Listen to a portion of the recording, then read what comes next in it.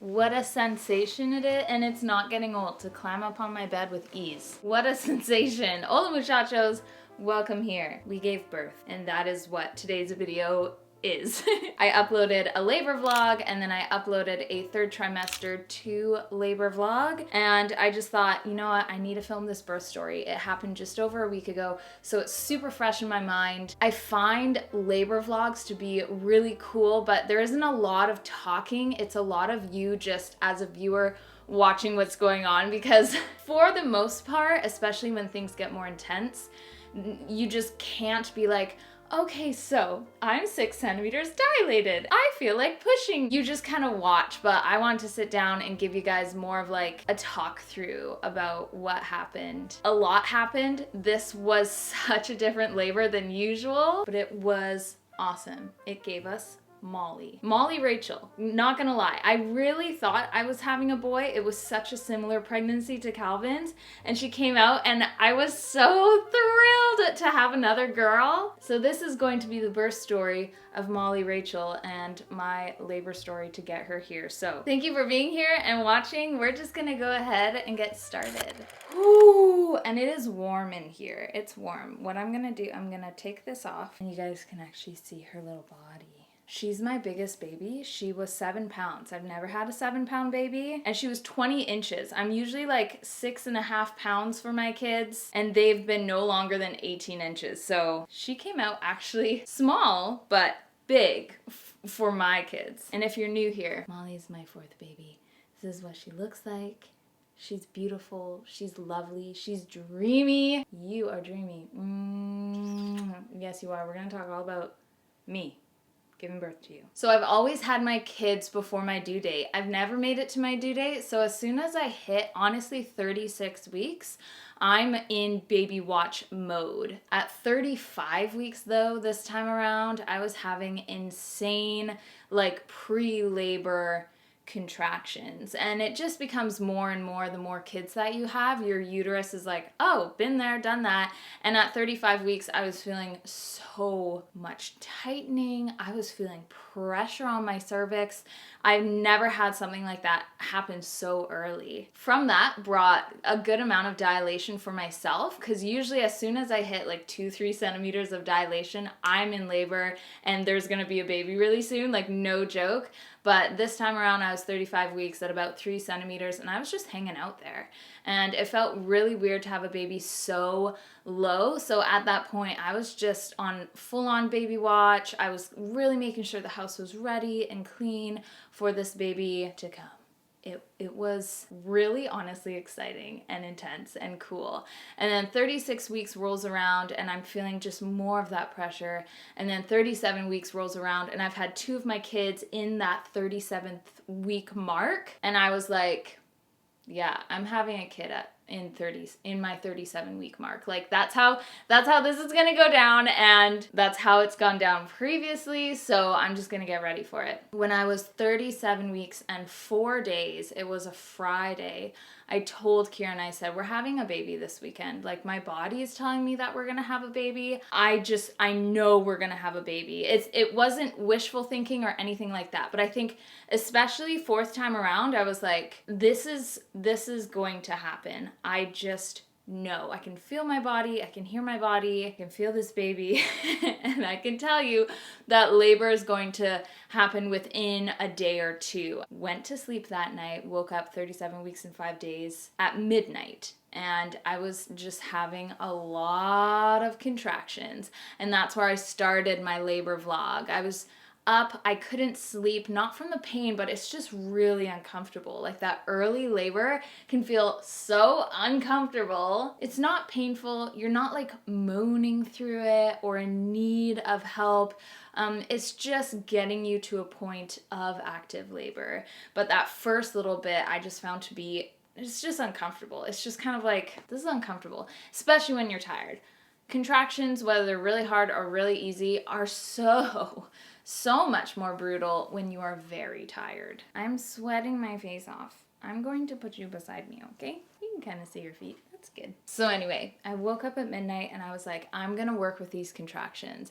I can't lie down. I find the most comfortable position for me to lay down in when I'm pregnant is on my side with one of my legs up high, bent on a pillow, and my other leg straight. And that's a position that really opens the pelvis. And I found the more I was in that position, the more uncomfortable I was because baby was just really coming down. And I kind of want to slow it down a little bit because I've had fast labors previously. I didn't know how fast this one was gonna go, and I didn't want to have a baby at like 3 a.m. So I got out of bed and I just started walking around. I was working through contractions, I was timing them, I was seeing a rhythm. And then at 5 a.m. I was like, I gotta wake up Kieran. Like I actually need some help and support. When I'm in labor, in a lot of ways, I love being surrounded by people, but especially Kieran, like having Kieran there, walking and talking me through contractions and stuff. It feels very empowering to have Kieran by my side when I'm going through that.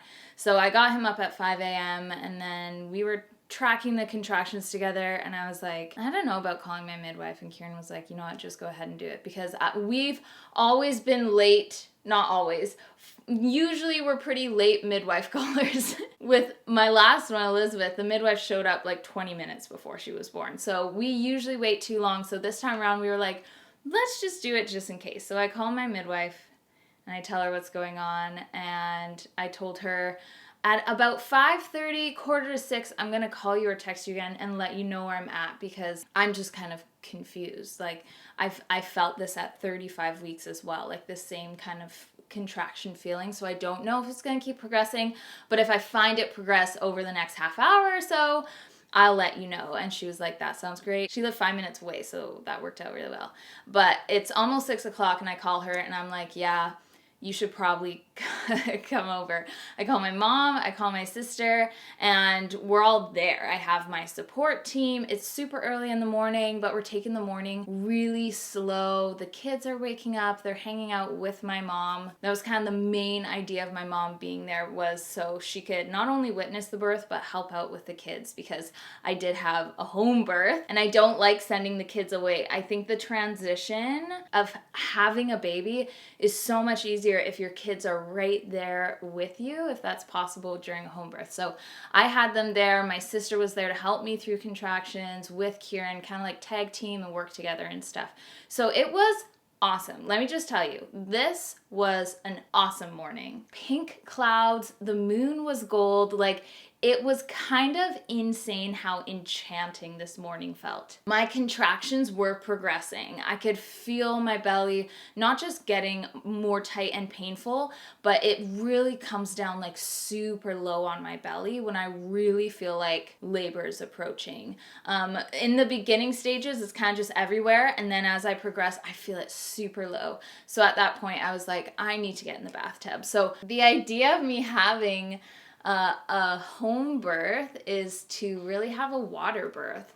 I can't do a water birth here in British Columbia in the hospital. It's not allowed. You can labor in the tub, but you can't give birth in the tub. Also, I just want to say, this bonnet has strings on it, but I never tie it around her neck, and she doesn't sleep with it like at nighttime. She only wears it if I'm around her, because it can be a hazard, so I'm very careful. I just want to say that. So giving birth at home is really comfy, and I love that I can birth in the tub. So the tub for me is maybe like an epidural to someone else. It's my way of getting through the pain and coping with the pain in just my way. I love laboring in a warm bathtub. It is so soothing. It is so healing.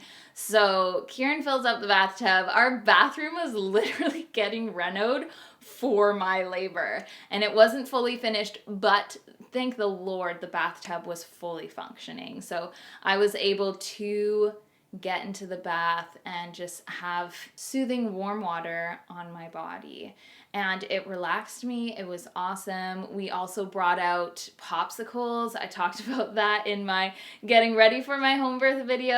I really like having something cold and sweet to chew on and to suck on when I'm in labor. It tastes good. I like a solid popsicle, and I also just find the sugars are nice to have. Yeah, Mama was eating popsicles in labor, girl. Yeah, that's what I was doing. it was sweet. It was awesome. And then we also brought out the combs. I talked about this previously before. I've never used combs in labor. The idea of combs is that you hold it with the spikes against your palm and you squeeze during a contraction. So there's a couple different things. It's an acupressure point. It helps with like nerve signals to your brain and whatever. And because it's at a higher point in your body, it goes to your brain before the contraction does. Like your brain registers the comb before it registers a contraction. I will never, ever, ever labor without a comb. Like, there's no way I will ever labor without a comb again. Guys, it's game changing. From this labor, I experienced some of the hardest contractions ever, and I'll talk about that in a little bit because it happened the next day. But the combs were just phenomenal and helped me hugely. It gave me something to focus on. The idea of holding something that just really kind of put pressure into my palm was lovely. So I had my popsicles, people were helping me, and then I just noticed over time my contractions were not only slowing down, but they got more intense once they start to slow down. Like the pain itself of the contraction got more intense. But then that started to dwindle away too. Like it was really weird to the point where I was having like one contraction every 10 minutes that I could talk through. This was so weird. I've never stepped back before. When I'm in labor, like I go and like boom. Kieran and my sister Rachel were even kind of making bets about when it was going to happen, and they were expecting like late morning, and that I was like, oh dude, I don't know. Like I was expecting later that day. We were all wrong. It didn't happen until the next day. So my midwife said and encouraged me to get out of the bath. She could tell I was just, oh, Zoe. She could tell I was so exhausted. I was so exhausted being up since midnight and laboring. So she encouraged me to get out of the bath. I laid down on the bed here and I napped. And I napped in like my usual way to open up my pelvis, to encourage contractions, and I fell asleep. So if I can fall asleep during contractions, they're really not that bad. And I was kind of shocked. I was like, this is my fourth labor. I know what I'm doing. I'll know everything. No, I couldn't believe it. It didn't completely stop. I was still having contractions, but they were so mild compared to what I woke up with. So I napped here, and I napped with Kieran because we were both tired. And when I woke up, I was like, okay, I'm still having them. Like I still actually feel like I'm in labor, but I don't feel like we're getting anywhere. Like I can feel the contractions, they're happening, but like we've paused for a bit. This felt really weird. I didn't really feel like super embarrassed, but it was kind of like, oh, I called everyone to come over and then nothing happened. But at the same time, we needed people there. A lot of it is, or all of it, was just the Lord knowing that things had to get set up and ready to go for the next day, because there wouldn't have been a lot of time for it to get set up anyways. So anyway, the rest of that day, I walked, encouraged just the contractions to stay. I squatted a lot of side lunges. I wanted to kind of stay active to make sure those contractions would stay and I could work with them. I did kind of feel her moving down for sure, but I didn't feel the urge to call someone and be like, I'm in labor. It was just odd. It was just odd. So I went to sleep very early that day, and I can't believe what a phenomenal sleep I had. Praise the Lord. Like, it is so incredible how he took care of me in this whole labor. He knew that I would be giving birth on Sunday and not on Saturday. Therefore, he was going to just give me a super good night's sleep on Saturday evening. So when Sunday came, I would be fully rested and ready to go. So I rested. I'm serious. I had like 9 hours of sleep Saturday night. Woke up still having those weird contractions. We had church at home because I was still having them and we didn't know what was going to go on. I didn't want to go to church or anything. Like my water breaks or something. I don't know. So up until 5 p.m., I was having those weird on and off random contractions. 5 a.m. or 5 p.m. hits, and I'm like, whoa, I am feeling pressure. I am feeling like things are kicking back into gear. Like it's like my body was exhausted. I needed to rest. And now that I'm good, my body was like heightened and like, okay, let's have this baby now. So it's 5 and I'm with the kids and they're having dinner and I'm rocking and I'm like, I'm having to breathe and concentrate through these contractions. And I was like, Lord, is it? Like, is it today? Like, just let me know, man, if it's today. And I felt a drop. Like I felt just that pressure, baby coming down. And I was like, Kieran, we're gonna have to fill up that bathtub again. So Kieran runs, he fills up the bathtub. I get into the bath because I'm all of a sudden just like in pain, like in a lot of pain. I couldn't believe it. Like it was almost all of a sudden. So I get into the bath. Kieran puts the kids in their room, kind of ready for bed because he was like, if Sarah's having a baby, you guys need to be over there because no one was here but us. At this point, I don't know where I'm at. I don't know what's going on. So I decided to check myself for dilation. I know a lot of people might be like, oh, you can't check yourself for dilation. I would encourage people, don't check yourself for dilation if you're not in labor. That's something your midwife can carefully do. But if you're by yourself and you're having what I was having and you're going, where am I? My midwife has always told me you can check yourself for dilation if you need to know what's going on. Because just especially with a 4th, you don't know, like, is this labor? Is this not? I check myself. I'm like at like 5 or 6 centimeters and I can feel her head. And I was like, oh my gosh, it's happening. Like I'm in full on labor. I'm gonna do it. I was kind of shocked, and you can tell by the video, like I was like, I think I am. I think so. Like you just get to this point where like I don't even know what's going on anymore. But what I do know is that I can feel the baby's head. So Kieran calls the midwife and he's like, hey, so Sarah can feel the baby's head, but our midwife, so I have 4 midwives like in a midwife group, and if one can't come, another comes, all this stuff. But the other 3 were either on vacation or not close by or something was going on. And then the one that was on call was at the hospital with another mom. So Kieran was like, can you still come? It was so funny listening to the conversation. He was like, do we have to deliver our own baby? And our midwife was like, no. She's like, I will come to you because the other mom ended up having a C-section anyways. So she was of more use here than at the hospital with the other mom. Kieran was making jokes about like WikiHow, like how to deliver a baby. As a 4th time dad, he was like, But we had a huge table of all the midwife stuff, like the oxygen, resuscitation stuff, the clamps, the scissor, all this stuff. And Kieran just quickly combed over it, like being like, okay, there's the clamp, there's this. Like he just wanted to get comfortable with the items there in case he had to use them, in case the midwife didn't show up in time. She did. Of course she did. Our midwife Shannon is just our angel and our hero, and in like 5-10 minutes she was there getting everything set up. While Kieran was on the phone with her, I called my sister Rachel during a contraction, and I could hardly talk, but all I could say was, I can feel the head. And I said, you gotta call mom. So she booked it over here with mom, and mom was able to watch the kids, and Rachel helped me through labor and took photos, which was so nice. That was nice, Molly. That was cool stuff, girl. At this point, I was like, it is go time. It is happening. And I was feeling so much pressure. I don't think I've ever actually felt that much pressure in labor before. I kept feeling her head being like, it's too high. I can't push yet, but dang, I want to push so bad. I didn't put this in, but there was a point that I stood up and I was holding on to Kieran and I heard a pop.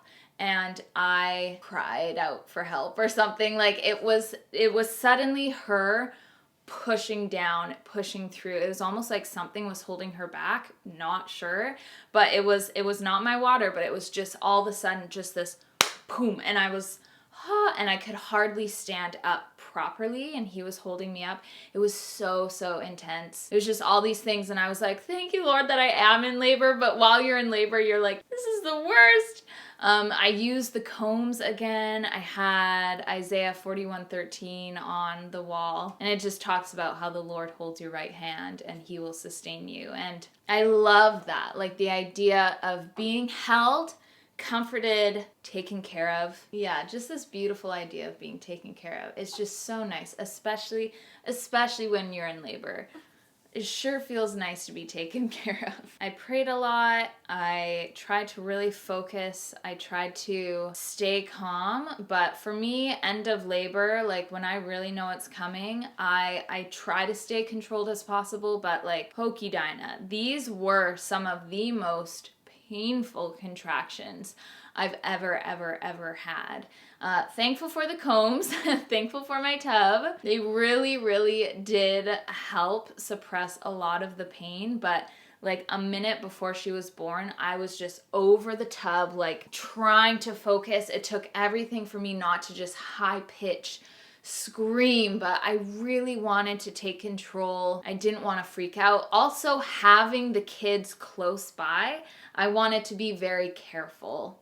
Because that can be a lot. That can be a lot for kiddos. They've seen my labor videos and other labor videos, but I still wanted to be careful with that. But there was a point where I was like, okay guys, I think I have to poop. And they were like, that's probably baby. And I was like, it probably is, but I think it's also poop. And I did. I pooped. Kieran had a mesh strainer and he caught a lot of it, which was great. But when I was pushing, man, I was pooping. There should be no shame in that. I've done that with 3 of my kids so far. Just a lot of pressure. It's a lot of pressure. But I pushed, I think, twice with her and in one contraction. And it was like head out. And then just like Elizabeth, I kind of stick my 2 fingers under the armpit, like feel for it, and then push one more time and then spin them around up towards my chest out of the water. I want to make that part really fast because I did poop in the water. Some people are wondering if that was a huge issue. It's not. You obviously don't want them to hang out in the water, but also at the same time, it's not like they're swallowing it or anything, but we get them out as soon as possible and wash them off. And then she was born. It was, for me, it was definitely like the most like hoorah type of just after labor, because I was like, I've been doing this for like 2 days. I'm super tired, but she's here and we did it. And this was huge. This was so huge. And if you've experienced pelvic pain in pregnancy, you would probably either really relate to this or even maybe wish you had this, but I'm thankful that I did. As soon as she came out, all my pelvic pain completely gone.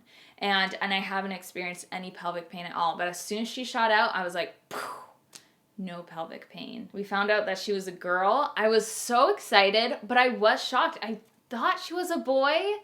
She was a full-on girl, which was really cool. So now we have 3 girls and 1 boy. That's really fun, guys. Like, that is so fun. So just felt richly blessed in this labor. And I'm so thankful for the Saturday that we had. I'm so thankful that it's not like I was in labor for like a week and then she came. I'm so thankful that I slept really well and that she came out healthy and happy. Like, there's just so much to be thankful for.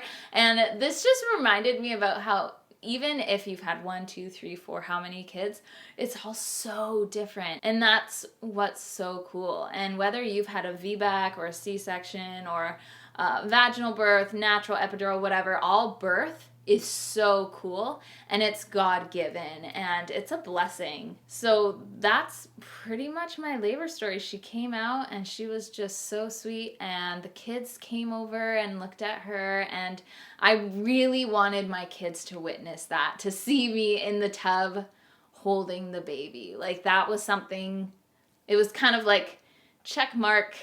It was just very cool. Take your bonnet off and you can see you're a brunette. You're a brunette like your mama.